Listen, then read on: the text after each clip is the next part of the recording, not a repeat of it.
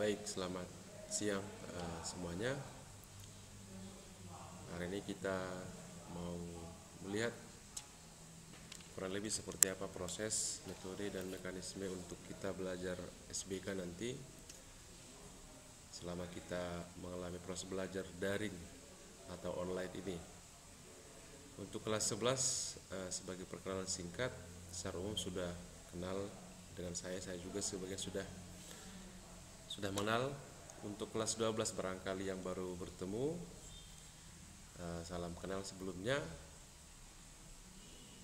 Nama saya inisialnya D. Haromunte, lengkapnya Donald Haromunte. Nama yang sama juga biasa saya gunakan jika menggunakan media sosial.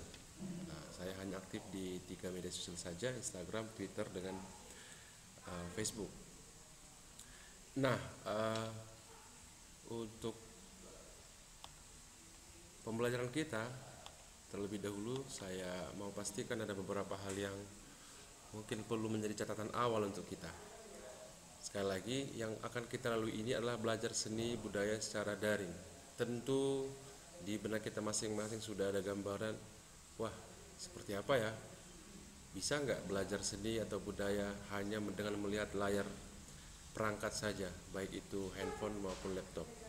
Mungkin tidak 100% efektif atau optimal, tapi apa yang ada kita coba upayakan. Nah, karena itu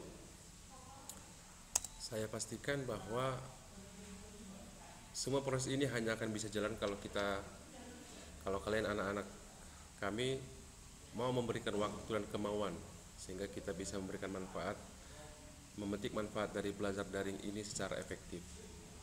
Oke, dan karena itu saya mengharapkan kerjasama dan perhatian dari kita semua. Itu dulu pengantar. Nah, kemudian apa referensi yang kita gunakan selama belajar di media secara online ini? Tentu saja buku paket yang sudah diberikan tentu akan tetap kita gunakan.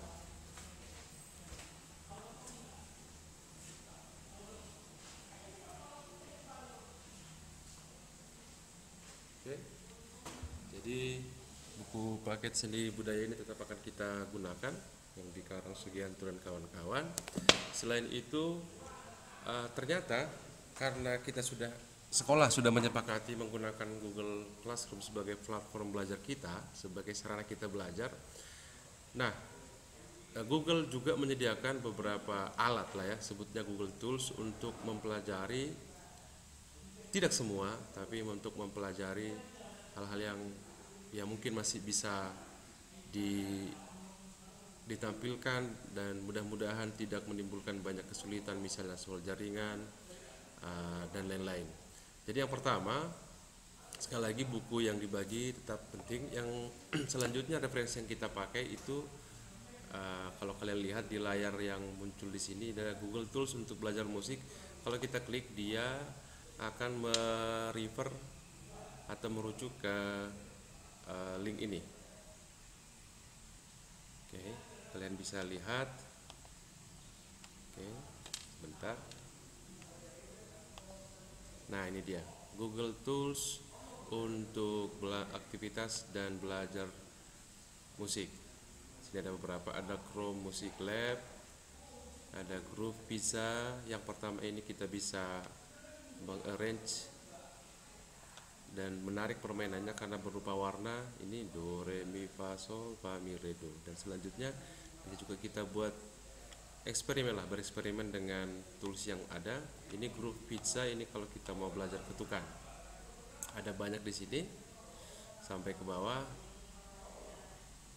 Pada pertemuan sebelumnya, ini materi ini sudah saya bagikan dalam bentuk PowerPoint, dan mudah-mudahan jika ada pertanyaan kita bisa diskusikan. Nanti silahkan setelah video ini saya upload ke Google Classroom, silahkan kalian tanyakan, tanggapi, atau apapun yang mungkin belum paham di kolom komentar untuk selanjutnya kita jadikan bahan evaluasi pada pertemuan berikutnya. Itu yang pertama. Yang kedua adalah Google Tools untuk belajar seni rupa. Oke, kalau kita klik di sini, dia juga akan merujuk pada link berikutnya. sebentar.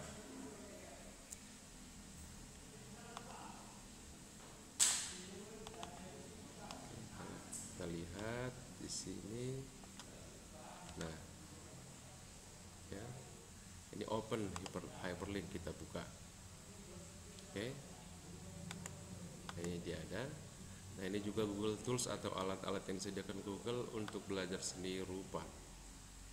Oke, dengan pixel art, dengan Mondrian, dan perlu diperhatikan bahwa karena si Google ini sudah menyediakan platform ini, tidak harus install aplikasi, jadi kita bisa akses lewat browser. Jadi tidak menambah kuota di handphone kalian,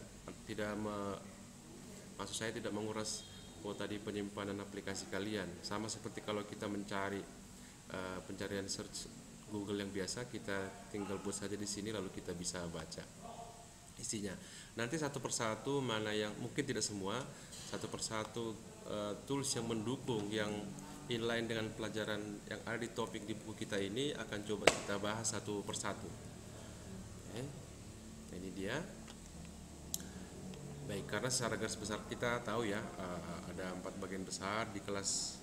Yang kelas 11 sekarang mungkin juga sudah tahu, dan kelas 12 apalagi saya rasa ada 4 bagian besar sebenarnya. Ada seni, untuk seni ini ada seni rupa, ada seni musik, ada seni tari, dan ada seni teater.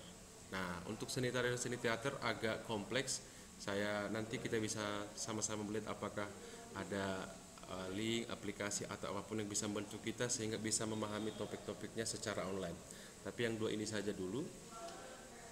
Kemudian itu yang pertama tadi, setelah kita perkenalan, kita sudah melihat apa-apa saja aplikasi atau link yang mungkin akan kita gunakan. Selanjutnya adalah, sebelum melangkah ke sana tadi, saya mau memastikan dulu bahwa walaupun mungkin kita merasa sudah biasa, ada 4 aplikasi sebenarnya yang sudah kita gunakan. Hanya saya memastikan apakah kita paham cara menggunakannya. Yang pertama di Google Classroom, yaitu yang sekarang kita gunakan ini. Ya.